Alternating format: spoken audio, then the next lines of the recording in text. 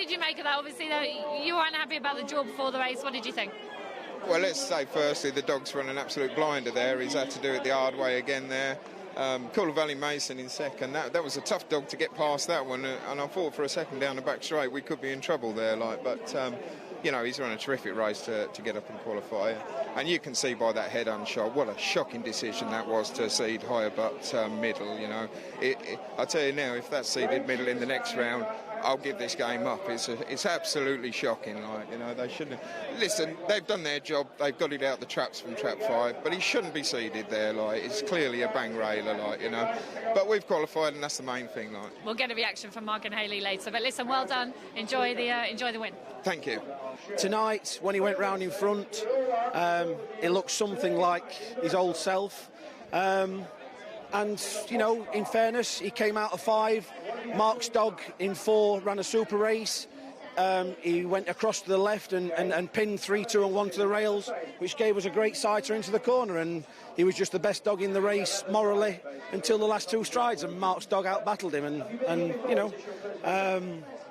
I'm led to believe Mark's made a comment on TV whereby, if that dog remains middle, then he'll give the game up. Well, from my point of view, what I'd like to say is, if Mark's going to get as serious as that about dog racing from a point of view of seeding, then it'll be terribly bad to see that a good trainer go.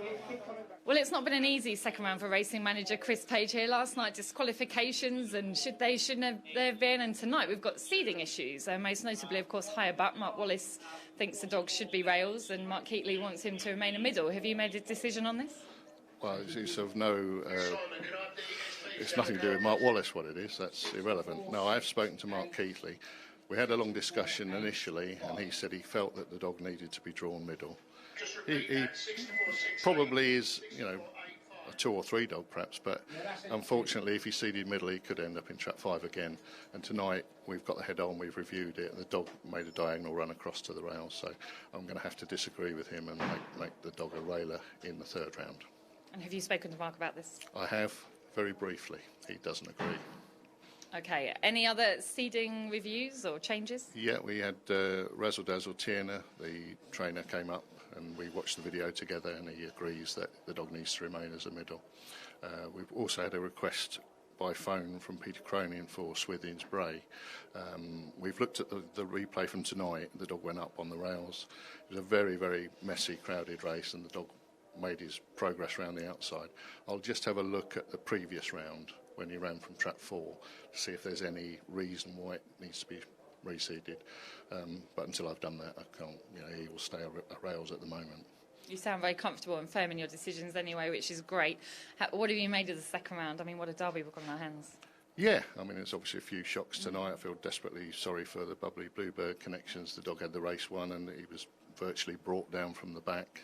Very brave effort to still try and qualify. Same Droopy's Wilbury again, he probably wasn't at his best tonight. But yeah, I mean, it just continues to show the class of the dogs in this all across the board. There's dogs coming up every round suddenly, this is a contender.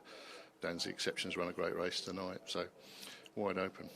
Listen, thank you for talking to us. I know it's not been easy with the decisions you've had to make, and you'll get grief either way, but it's really nice for you to firm things up for us, so thank you for your help the last 2 nights. Okay, it's great that, you've managed to cover it all and everyone's had the chance to have an opinion on what's gone on.